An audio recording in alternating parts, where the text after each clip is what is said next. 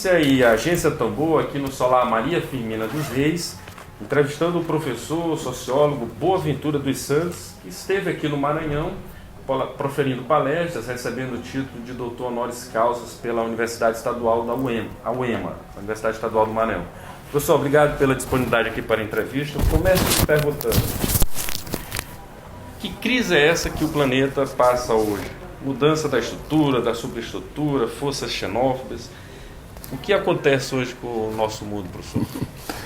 O mundo está, enfim, numa conjunção de muitas crises, não é? Muita gente, por exemplo, sente a crise ecológica, por exemplo, a questão das mudanças climáticas que estão cada vez mais a atormentar, particularmente os jovens, por exemplo, e todo o mundo, que são aqueles que, no fundo, estão mais preocupados com o futuro do mundo. Há uma crise, fundamentalmente, do bem-estar da humanidade, porque, basicamente, estamos a assistir a um sistema de empobrecimento da grande maioria da população mundial, que explica muitas vezes, por exemplo, as migrações, neste momento, o aumento das migrações e dos refugiados é um conjunto que deriva, por um lado, da questão ecológica, porque a terra está a ficar desertificada em África e muita gente já não pode viver naquelas terras e migra para a Europa e às vezes morre no Mediterrâneo, não é? E também das condições económicas deste sistema capitalista imperialista em que a gente se encontra, que cada vez mais está a contribuir para o empobrecimento da grande massa da população e para o enriquecimento de uma pequena minoria. Quando a gente olha e vê que os 8 homens mais ricos do mundo têm tanta riqueza quanto a metade mais pobre da humanidade, o senhor vê como é que é possível que a humanidade aguente com tanta desigualdade social. Essa desigualdade está a traduzir-se em que os Estados deixaram de ser Estados que protegem as grandes maiorias e tornam-se Estados repressivos, que criminalizam, por exemplo, o protesto social, que toleram milícias e poderes paralelos para assassinar camponeses, assassinar líderes, como está a acontecer na Colômbia. Portanto, é uma crise económica, é uma crise política, é uma crise ecológica, é uma crise cultural. E ela é também política porque nós, pelo menos eu e certamente as rádios comunitárias que me ouvem, que se a gente não está satisfeito com esta sociedade, acha que é uma sociedade injusta, que devíamos mudá-la, também por vezes não temos uma ideia muito clara acerca de como mudá-la, não é?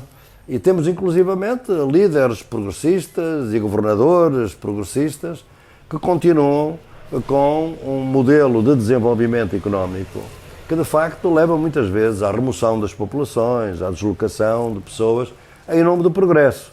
Acontece que normalmente esses grandes megaprojetos também beneficiam uma minoria e obviamente empobrecem as grandes maiorias. Portanto, também há aqui uma crise política, uma crise de alternativas. O pensamento de esquerda, se quiser, já teve mais claridade acerca do que devia ser a sociedade do futuro do que tem hoje.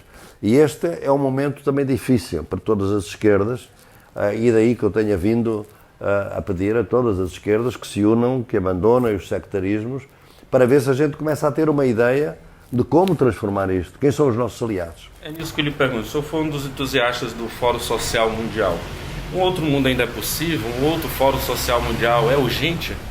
Um outro mundo tem de ser possível. Aliás, é necessário e é urgente que ele ocorra. O problema é de saber se podemos fazê-lo através do modelo que tivemos no Fórum Social Mundial. Como sabe, eu fui um ativista desde a primeira hora, um dos impulsionadores do Fórum Social Mundial, mas o Fórum Social Mundial entrou numa grande crise, sobretudo a partir de 2009, 2010, fundamentalmente porque o Fórum Social Mundial foi dominado por organizações não governamentais de países, enfim, estrangeiros, não brasileiros, algumas brasileiras, que de facto, a meu entender, não estavam interessados em fazer uma luta contra o capitalismo. Eu acho que nós hoje temos que fazer uma luta contra o capitalismo, contra o racismo e contra o heteropatriarcado, contra o patriarcado, a dominação das mulheres, o racismo que é estrutural na sociedade brasileira e o capitalismo.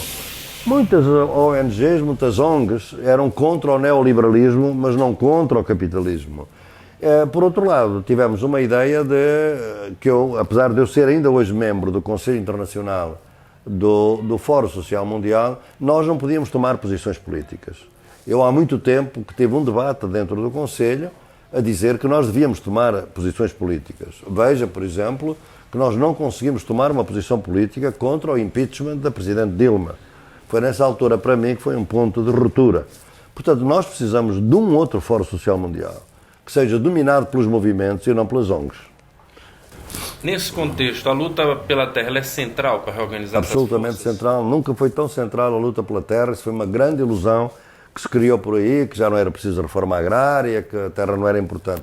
A terra é hoje cada vez mais importante, fundamentalmente porque ela não é apenas a terra da agricultura, que continua a ser, obviamente, mas é a terra da água. Porque em 2030 metade da população do mundo tem um problema de água potável. Vai faltar a água no mundo. E depois é a terra porque no subsolo estão as riquezas naturais. Portanto, a terra nunca foi tão central. Aliás, o Marx diz isso muito bem, que a terra seria o último a entrar na roda capitalista e na acumulação capitalista. Bem, é isso que nós estamos a assistir neste momento e, portanto, a terra é muito importante. E, claro, há contradições que nós temos que analisar, porque os povos indígenas, por exemplo, e os povos quilombolas, não falam de reforma agrária, falam de território, por exemplo. São diferentes concepções que nós temos que, como dizia o Mao Tse-tung, são contradições no seio do povo.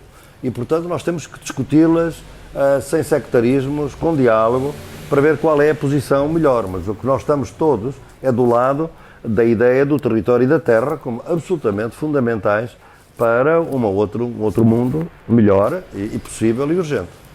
Aqui na Agência Tambor, no Tudo em Ciência, no Solar Maria Firmina dos Reis, estamos conversando com o professor Boaventura dos Santos. Professor, aqui no Maranhão o senhor tomou conhecimento da situação dos quilombolas de Alcântara, município que está recebendo uma base de lançamento de foguetes dos Estados Unidos, e também da comunidade de Cajueira em São Luís, que é uma área que está sendo destinada para um grande porto de uma empresa chinesa. Como o senhor vê esse movimento do capital transnacional nessas regiões? O que há de paralelo em relação ao que o senhor já viu em outros... Eu vejo que o Maranhão está no centro da rivalidade entre a China e os Estados Unidos. É a rivalidade entre a China e os Estados Unidos que explica em grande parte o impeachment da Presidente Dilma e o golpe que foi feito.